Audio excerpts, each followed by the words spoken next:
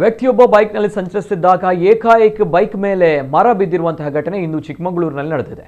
ಮರ ಬುಡ ಸಮೇತ ರಸ್ತೆಗೆ ಬಿದ್ದಿದ್ದು, ಮರದ ತುದಿ ಮಾತ್ರ ಬೈಕ್ ಮೇಲೆ ಬಿದ್ದಿದ್ದರಿಂದ ಸವಾರ ಕೂದಲೆಳೆ ಅಂತರದಿಂದ ಪಾರಾಗಿದ್ದಾನೆ. ಮುಳ್ಳಯ್ಯನಗಿರಿ ದತ್ತಪೀಠ ಭಾಗದಲ್ಲಿ ಭಾರೀ ಗಾಳಿ ಮಳೆಯಾಗ್ತಾ ಇದೆ. ಈ ಭಾಗದಲ್ಲಿ ತೇವಾಂಶ ಹೆಚ್ಚಾಗಿ ಕೆಲವೆಡೆ ಭೂಕುಸಿತ ಉಂಟಾಗ್ತಾ ಇದೆ. ಈ ಹಿನ್ನೆಲೆ ವಾಹನ ಸವಾರರು, ಪ್ರವಾಸಿಗರು ಎಚ್ಚರಿಕೆಯಿಂದ ಈ ಮಾರ್ಗದಲ್ಲಿ ಓಡಾಡುವಂತೆ ಜಿಲ್ಲಾಡಳಿತ ಮನವಿ ಮಾಡಿದೆ.